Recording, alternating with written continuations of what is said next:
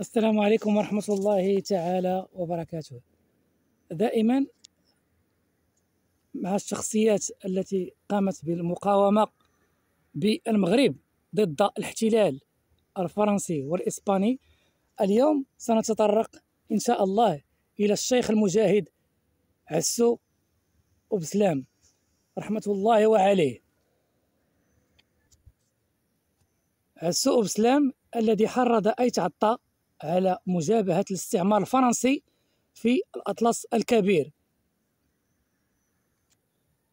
فيعد عسو أبسلام من أهم أبطال المقاومة الأمازيغية إلى جانب محمد الشريف أمزيان الذي قام بالثورة الريفية الأولى، وعبد الكريم الخطابي الذي قاد الثورة الريفية الثانية، وموحى حمو الزياني الذي قاد المقاومة بالأطلس المتوسط. وللذكر فإن موحى حمو الزياني أجج المقاومة في جبال الأطلس المتوسط، والشيخ المجاهد عسو أبسلام اللي غنتطرقوا له في هذه الحلقة إن شاء الله قاد المقاومة ضد الاستعمار الفرنسي في الأطلس الكبير.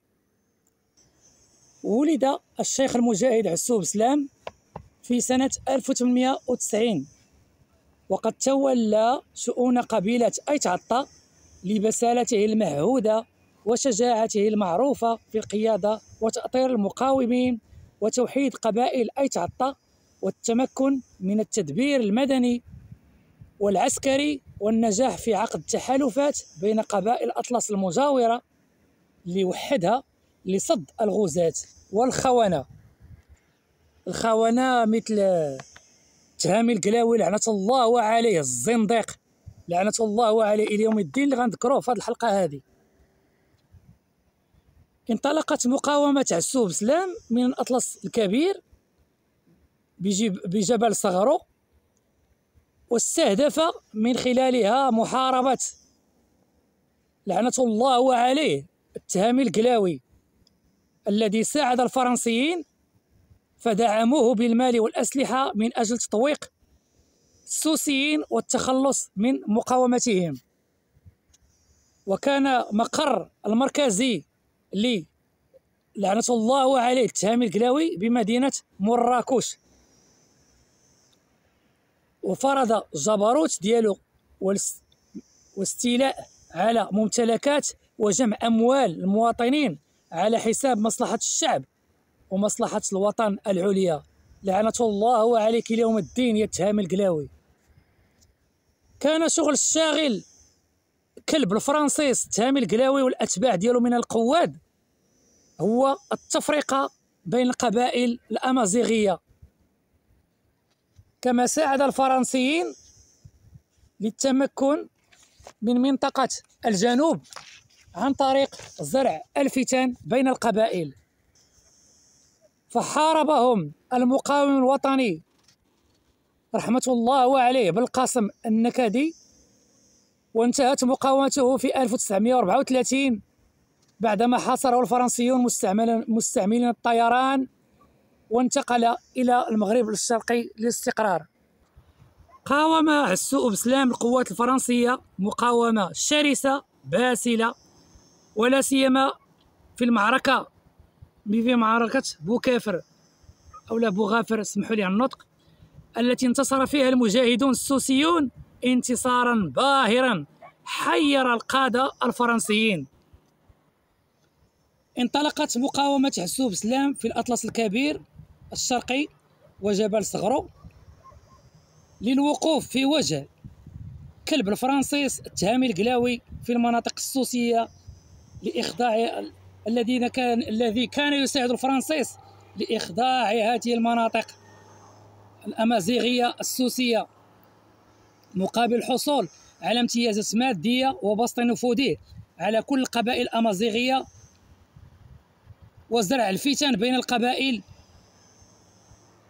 وتجويعهم وتفقيرهم. وقد أراد الفرنسيس من التوغل في هذه المناطق السيطرة على خيرات الجنوب واستنزاف معادنه ونهب ثرواته وتحويل سكانه الأحرار إلى عبيد. وهناك دافع ديني وأخلاقي أيضا لمقاومة عسوب سلام، يتمثل في مجابهة العدو الكافر الذي أراد أن يسلب كرامة الأمازيغ السوسيين ويستحيي نساءهم. لعنة الله عليهم، لعنة الله على الفرنسيس والإسبان والتهامي القلاوي أينما كانوا. بعد قضاء الفرنسيين على مقاومة أحمد الهيبة في الجنوب في الصحراء واحتلالهم لغرب الأطلس الكبير والأطلس الصغير، تجمعت قبائل أيت حمو وأيت مرغاد وأيت عطا بجبل صغرو، واتخذ عسوب سلام هذه المناطق الجبلية قلعة حصينة.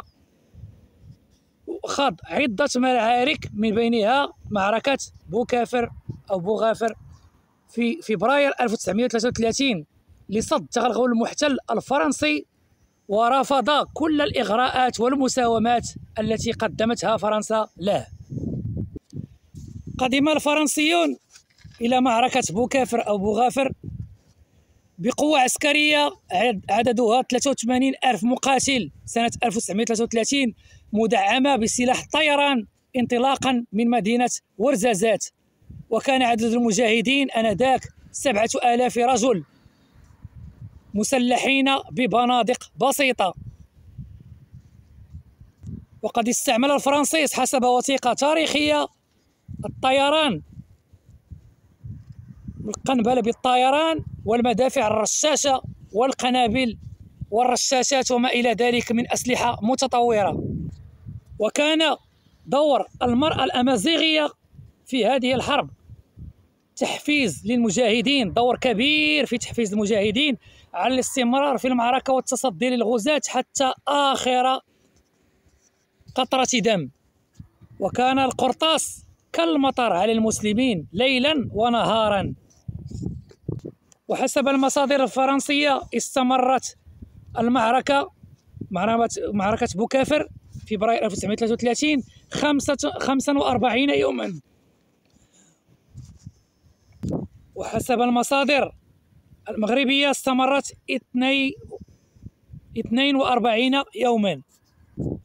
قتل خلالها الكثير من الضباط ذوي الرتب السامية في الجيش الفرنسي. واستخدمت فرنسا كل الأسلحة المتطورة من رشاشات ومدفعية ثقيلة وطائرات مقنبلة. واستشهد 700 مقاوم ومقاومة وأكثر من 4000 من الشيوخ والأطفال. لعنة الله عليكم يا الفرنسيس. قال لك لا ليبرتي ولا فخاتيغنيتي، ودي وليغاليتي، هذو هما الدول الديمقراطية لعنة الله عليهم. شنو دوزوا على الشعب المغربي وعلى المجاهدين الأمازيغ. فقد خلال هذه الحرب رحمة الله عليهم فقد عسوب سلام أخوه إبراهيم وزوجته زوجته التي استشهدت نتيجة إصابتها بحروق وهي تحمل الذخيرة للمقاومين. شوف الدور ديال المرأة الأمازيغية. وبنته التي لم تتجاوز 13 سنة أثناء جلبها الماء من العين، وابنه من زوجته الثالثة. وقد تعاون بعض المغاربة الشميت اللي عندنا العرب ديما الشميت فيهم ديما الشميت. تعاون بعض المغاربة لعنة الله وعليهم، هذه الفئة هذه اللي تعاونات والقوات تاهما مع القوات الفرنسيس من أجل تحقيق مصالحهم الخاصة على حساب المصلحة العامة ومصلحة الوطن العليا. لعنة الله عليكم إلى يوم الدين صبا صبا. وبعد الهزيمة النكرة للفرنسيس في معركة بوكافر أو بوغافر استدعت المزيد من القوات، فضرب الحصار على عسوب سلام ورجاله. واستعملت الفرنسيس الطائرات المقنبلة والرشاشات والمدفعية الثقيلة، فانتهى الحصار باستسلام عسوب سلام في 25 مارس 1933. ووقع معاهدة 30 مارس 1933. وقد قال الجنرال هوري بعد نزولهم للتفاوض: كانوا يظهرون هادئين وقورين غير محطمين، بالرغم من أنهم كانوا في أقصى حدود قوتهم، واعين بأنهم صمدوا حتى النهاية وحافظوا على عاداتهم المشبعة بالحرية والشهامة. هذو الفرنسيس كيشهدوا فيهم، وحنا الشميت ديالنا بيناتهم لعنة الله عليه التهامي القلاوي والقواد والمغاربة اللي عاونوا الفرنسيس في الحرب. نقول لك لعنة الله عليهم ليوم الدين. وبعد رجوع الشيخ المجاهد عسوب سلام إلى قريته، رفض المجاهدون هذه المهادنة وخاصة النساء، واعتبروها خيانة وعاتبوا عتابا كبيرا كثيرا. هو كان باغي يحقن الدماء. شوف الشهاده ديال النصارى، اما عربان ديالنا ما كيعطيوش القيمه لهاد الشيوخ وهاد المجاهدين العوشاس. اسمع الشهاده ديال الفرنسيس. اما العرب ديالنا كاين فيهم الشميت. هذه المقاومه اعتبرت من طرف الضباط الفرنسيين ملحمه كبرى واجه فيها اي تعطى بنسائهم ورجالهم وشيوخهم وأطفالهم، قوة عسكرية تفوقهم عدة وعددا ومجهزة بأسلحة متطورة فتاكة مقارنة مع أسلحة المقاومين التقليدية.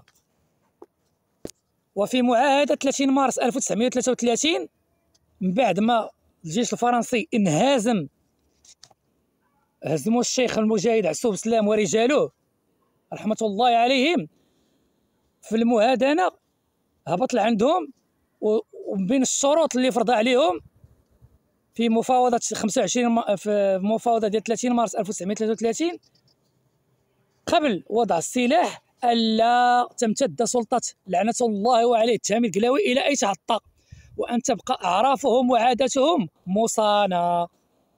شي الناس علاش كيضربوا؟ ماشي كيضربوا على المصالح ديالهم الشخصية بحال الشميت المغاربة اللي كانوا يعاونون الفرنسيس.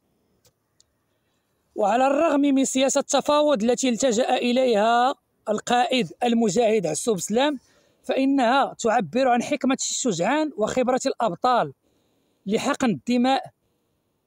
والتفاوض كان مشروطا بعدة شروط تخدم كلها مصالح أي تعطى وتحافظ على أرواح الناس وأعراضهم وشرفهم. اسمعوا الشميت اللي بحال الكلاب على المناصب، اسمعوا الرجال اللي كانوا. اما نتوما شميت وغتبقى شميت وراك عارفين راسكم واحد بواحد. وللختام نلاحظ ان مقاومه عسوب سلام اشبه بمقاومه محمد بن عبد الكريم الخطابي من حيث النهايه والمصير، لانها انتهت بالاستسلام والتفاوض حقنا للدماء ماشي خايفين، وزهق نفوس الاطفال والشيوخ والنساء في معركة ملحمية تحريرية غير متكافئة القوى بين الطرفين المتحاربين عدة وعددا. رحمة الله عليك يا شيخنا المجاهد عسوب سلام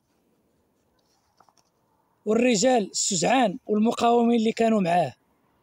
نكتفي بهذا القدر مع هذه الشخصية البارزة الشيخ المجاهد عسوب سلام رحمة الله عليه. دمتم في رعاية الله وحفظه، والسلام عليكم ورحمة الله تعالى وبركاته.